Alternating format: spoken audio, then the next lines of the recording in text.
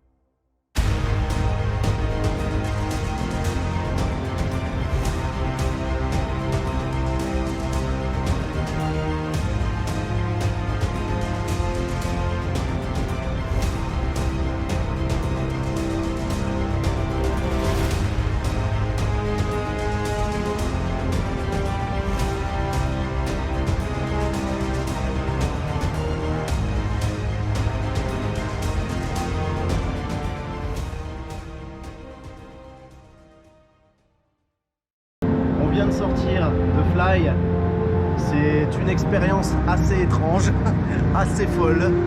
Au niveau de la machinerie et de l'ingénierie, nous sommes vraiment sur un coaster magnifique. Je suis très fasciné par l'ingénierie de ce coaster. Maintenant, nous allons faire un petit tour du parc.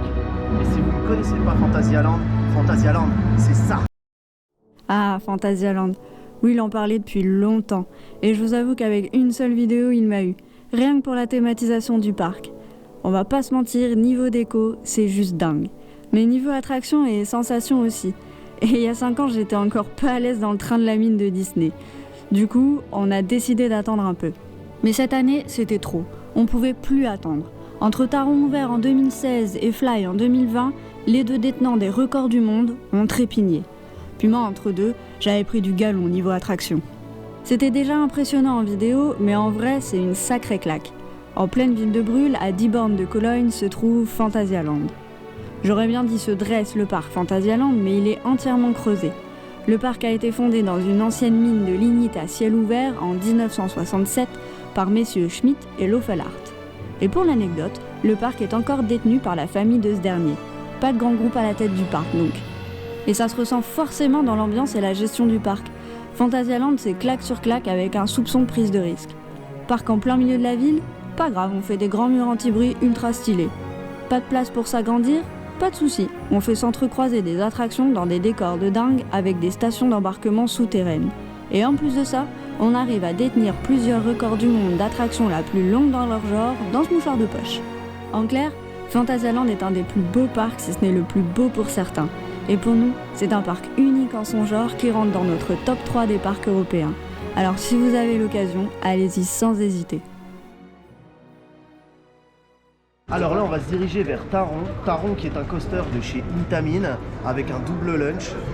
Ce coaster, tout le monde le connaît, on le connaît super bien. Ça a été un coaster qui a eu multiples récompenses mondiales. C'est un des layouts, un des parcours les plus longs du monde sur ce style de coaster thématisé. Alors c'est parti pour Taron.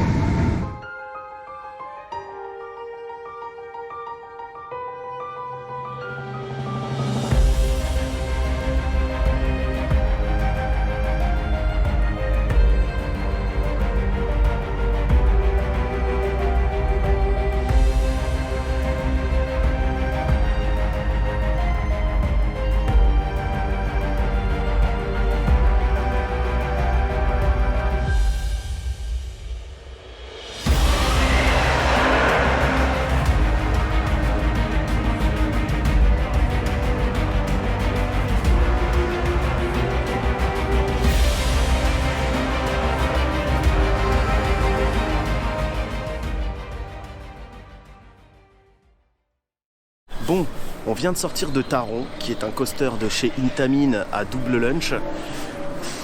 C'est une claque, c'est vraiment une claque. On est vraiment sur une attraction unique en son genre. Il y a ça nulle part ailleurs dans le monde, sauf depuis peu avec des coasters comme Hagrid ou Velocicoaster qui ont ouvert très récemment à Universal Studios Orlando. C'est sûrement les seuls modèles que j'ai jamais fait, mais que je pense, au vu de ce que je vois sur internet, qui ont l'air d'être très similaires à ce type de coaster. Mais ce qui est sûr, c'est qu'en Europe, on est sur un modèle unique. Ce coaster est juste fou, il est dingue. On a une intrusion dans l'univers qui est magnifique. On passe entre les cabanons, on passe entre les roches volcaniques, esprit très nordique. Ce coaster est juste génial. N'hésitez surtout pas à le faire, foncez. Pour moi, c'est l'attraction phare du parc. Alors là, vous voyez derrière moi, on va se diriger vers Colorado Adventure. Colorado Adventure qui est un train de la mine, Vekoma, exactement comme Big Thunder Mountain à Disneyland Paris que tout le monde connaît. Allez, on y va, c'est parti pour Colorado Adventure.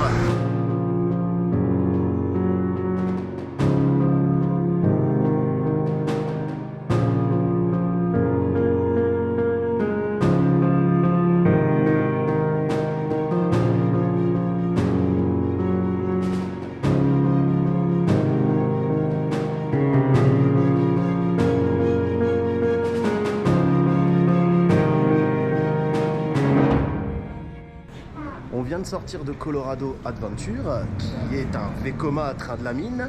Super, super Vekoma. Honnêtement, très bien thématisé, très intrusif. Je sais que beaucoup font la compétition de celui-ci avec Big Thunder Mountain. Pour ma part, j'ai préféré Big Thunder Mountain, mais j'ai adoré celui-ci aussi. Voilà. Nous allons nous diriger vers Chiapas, qui est le Flume Ride de Fantasyland. Donc nous allons nous diriger vers celui-ci qui en plus apparemment mouille pas mal. Allez, c'est parti pour Chiapas. Tiens, vous êtes là? On vient de sortir de Chiapas. C'est une attraction qui mouille beaucoup. Comme vous pouvez voir derrière moi, voici les Winter Trom de Fantasyland.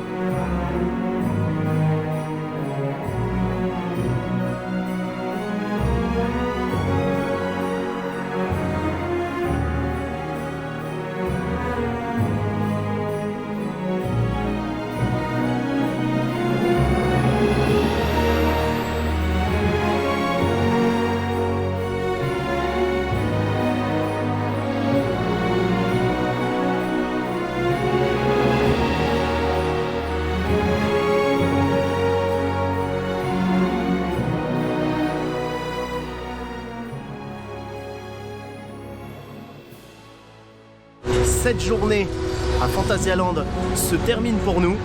Alors franchement, ce parc est d'une beauté.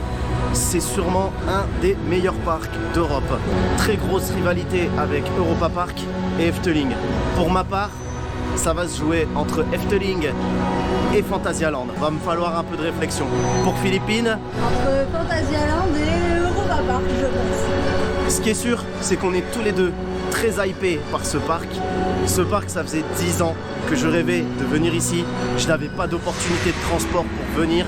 J'en pouvais plus. Et c'était à la hauteur de mes attentes. Je suis pas déçu. C'est un parc magnifique. Pour ce qui est de la saison des Wintertraum, très convaincant. Il y a une belle place avec une patinoire, plein de sapins, un immense sapin blanc. C'est très cosy, ça donne envie d'y rester. Pour ce qui est de tout le reste du parc, il y a énormément de décorations. C'est vraiment très thématisé, très bonne décoration. Venez dans ce parc, il est juste génial. C'est une expérience. Du coup, je vous donne rendez-vous pour un prochain coaster ou un prochain parc. Allez, c'était Gotham Post. Ciao!